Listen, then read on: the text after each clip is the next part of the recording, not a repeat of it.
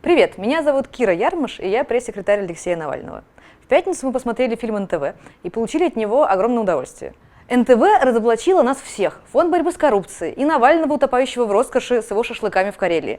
И специально для вас мы решили устроить небольшое лапшеснимание и разоблачаем самые очевидные ляпы пропагандистов.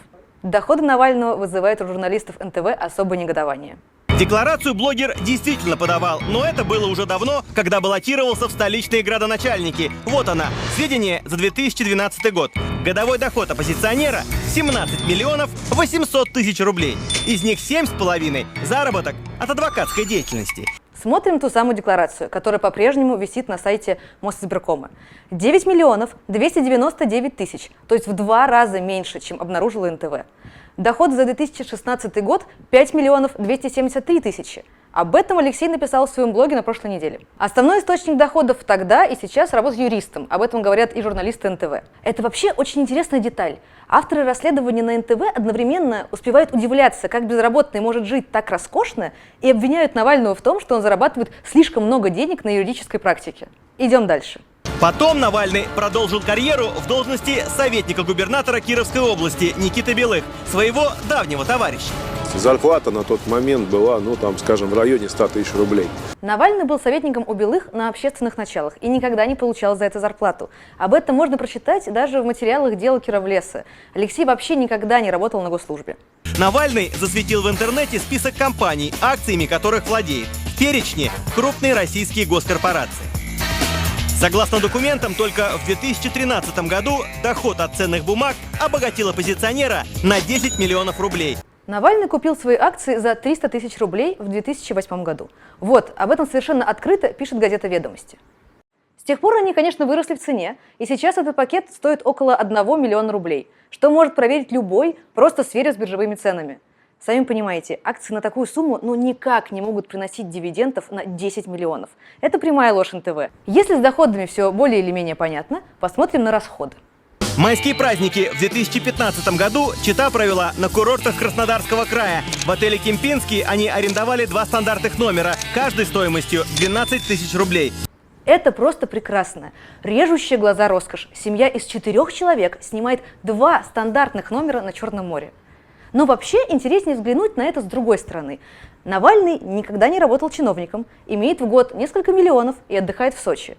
НТВ снимает про него разоблачительные фильмы. В это же время Дмитрий Песков, пресс-секретарь президента, проработавший на госслужбе 27 лет и заработавший за 2014 год примерно столько же, сколько Навальный, в прошлом году отдыхал вот на этой яхте у берегов Сардинии. Это самая большая парусная яхта в мире. Стоимость недельной ее аренды 26 миллионов рублей. Про это НТВ и другие государственные СМИ почему-то молчат. Не смогла удержаться от еще одного примера. Тоже каникулы, но уже летние. Навальный с женой и детьми в Великом Новгороде, отель «Интурист». Занимают вип-апартаменты с кожаной мебелью и кухней.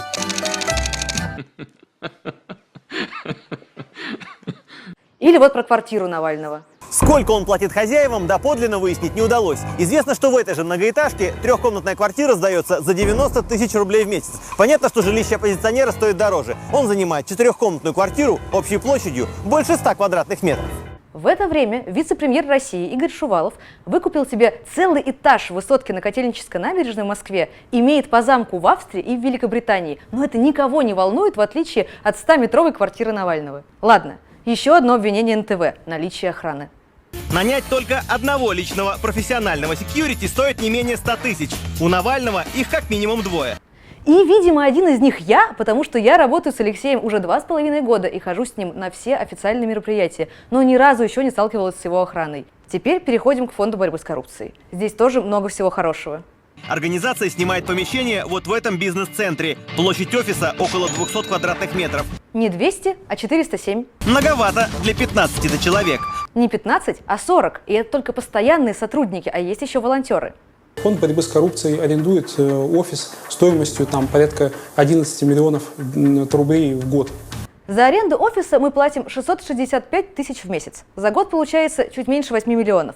В 2015 году фонд получил 40 миллионов рублей, и арендная плата – это одна из самых крупных наших трат.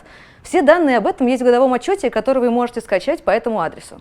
У остальных сотрудников организации зарплаты есть и неплохие, в среднем около 100 тысяч рублей. Это место очень понравилось нам, но очень не понравилось нашему директору Роману Рубанову. Средняя зарплата у нас 70 тысяч рублей, что, кстати, тоже есть в нашем годовом отчете. Особенно смешно, что НТВ тут разоблачает сами себя. Сказав про среднюю зарплату в 100 тысяч, через пару минут они утверждают, что директор фонда получает в 2 раза меньше. Теперь мое любимое.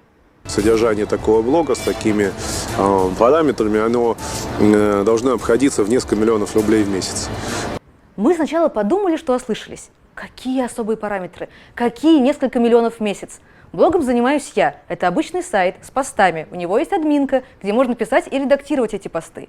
Если на НТВ действительно считают, что это стоит несколько миллионов в месяц, то мне даже страшно вообразить, сколько они платят за собственные проекты. Ну и последнее. Кто спонсор ФБК? Блогер Навальный встречается в Москве с идеологами украинского Майдана, ярыми русофобами. Это бывший премьер-министр Швеции Карл Бильд. В дипломатической среде его называют «кровавым шведом». Карл Бильд, наверное, очень удивится, когда узнает, что российское телевидение называет его «кровавым шведом». Он действительно встречался с Алексеем, но самое прекрасное тут то, зачем он вообще приезжал в Москву. Этого идеолога украинского Майдана, как называет его НТВ, пригласил Валдайский клуб, путинская организация. Или вот еще одно разоблачение. Только появляется какое-то топовое расследование, про которое Навальный начинает громко шуметь в соцсетях, да, сразу же количество средств единовременно возрастает. То есть это 1, 2, 3 дня он может получить несколько миллионов рублей. Это, пожалуй, единственное, в чем НТВ не наврали. Расследования действительно привлекают пожертвования, только в этом нет никакой конспирологии. Их переводят нам не таинственные спонсоры, а обычные люди, которые видят нашу работу и хотят, чтобы мы делали ее дальше.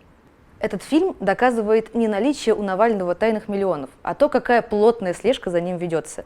Изымаются видео с камер наблюдения, его снимают на отдыхе в глухом лесу. Журналистам НТВ всегда известно, возле каких ресторанов его ждать. Следят не только за ним, но и за его женой и детьми, даже когда Алексея нет рядом. И несмотря на это круглосуточное внимание, найти смогли только съемную квартиру в рабочем районе и отдых в Тверской гостинице. Только представьте, что бы мы увидели, если бы нам показали фильм про настоящую жизнь тех же Пескова или Шувалова. Подписывайтесь на наш канал, здесь говорят правду.